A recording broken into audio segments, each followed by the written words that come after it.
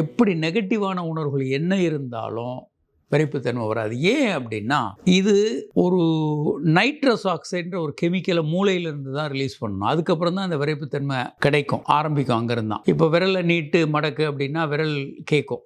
ஏன்னா இது voluntary muscles அப்படின்னு சொல்லுவோம். இது இச்சை செயல். நம்ம என்ன விரும்புகிறோமோ எழுதணும்னு விரும்புனா கைகள் எழுதும். ஆனால் ஹார்ட்டும் ஆணுறுப்பும் வேற ஒரு சென்டரில் இருக்குது. அனிச்சை செயல்.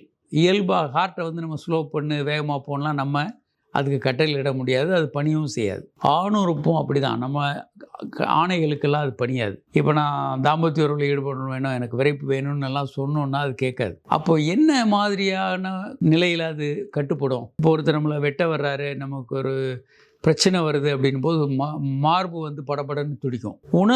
உணர்ச்சிகள் அந்த ஒரு சென்டரில் இருக்குது, ஹார்ட்டும் பீனிஸும். அப்போ ஆணுறுப்பு ஒரு எழுச்சியான சூழல், ஒரு செக்ஸ் படம் பார்க்குறது, இந்த மாதிரி கிளர்ச்சியான ஒரு சூழல், உடலும் மனதும் நல்ல மகிழ்ச்சியான சூழல் இருக்கும்போது தான் இந்த விரைப்புத்தன்மை வரும். ஒரு மன அழுத்தம் இருக்கிறவருக்கு கொஞ்சம் கொஞ்சமாக விரைப்புத்தன்மை குறைஞ்சிறது மட்டுமல்ல, நீண்ட கால மன அழுத்தம் செக்ஸ் விருப்பமே இல்லாமல் போயிடும்.